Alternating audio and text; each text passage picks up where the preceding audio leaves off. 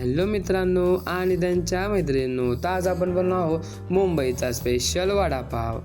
चला तर त्याच्यासाठी एक कढई घेऊ. कढईमध्ये जिरं, मोहरी, कांदा, अद्रक लसूणची पेस्ट, थोडीशी कोथिंबीर आणि थोडीशी हळद टाकून एकमेकांमध्ये मिक्स करून घेऊ. त्याच्यानंतरून उकडलेला बटाटासुद्धा टाकून थोडंसं चवीनुसार मीठ टाकून त्यांना पूर्णपणे मिक्स करून घेऊ. त्याच्यानंतर त्याच्यामध्ये कोथिंबीर टाकू, त्यांना एकमेकांमध्ये मिक्स करून घेऊ आणि वड्याच्या आकारा एवढं बनवून घेऊ. त्याच्यानंतरून एका पातेल्यामध्ये चटणी, मीठ, हळद आणि थोडंसं पाणी टाकून त्यांना एकमेकांमध्ये मिक्स करून घेऊ आणि थोडासा ओवासुद्धा त्याच्यामध्ये ॲड करून घेऊ. बघू शकता अशा प्रकारे आपण वडे तळून घेऊयात. मस्त असे आपले वडे कुरकुरीत आणि चविष्ट झालेले आहेत.